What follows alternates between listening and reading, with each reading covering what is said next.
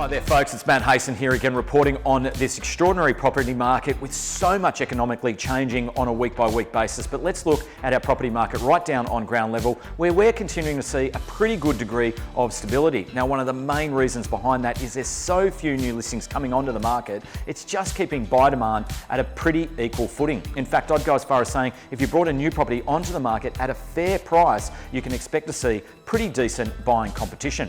Now, as we reported last week with stamp duty, that conversation about abolishing it for property purchases, that's continued into this week and it's high on the agenda for the states, and it's even garnered support from the opposition.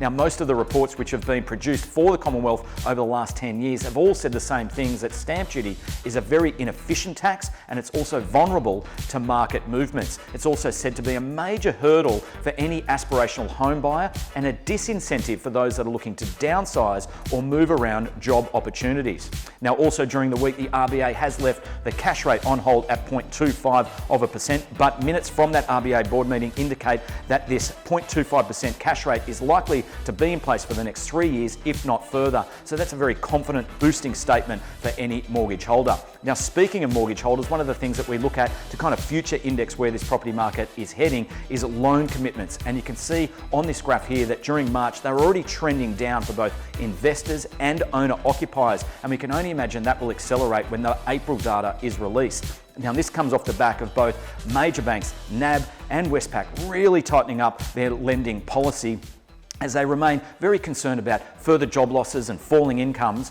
And in fact, mortgage insurance has been removed off the table altogether for accountants, lawyers, engineers, sports professionals, and those in the entertainment sector. But it also shows that there's been a surge in people looking to refinance in this low rate environment. We know that some of the best deals in the market right now is a fixed rate at 2.09%, or a variable rate at 2.29%. So plenty of people taking advantage of that. So folks, that's what's cooking in our property market. And as many of you would know, we're now able to show properties publicly again and doing on-site auctions. But my suggestion is if you do see property that is of interest, make sure you email, text, or call the agent, and we're more than happy to make a private appointment at a time that suits you. So folks, hopefully see some smiling faces out and about this weekend. I'll see you all next week.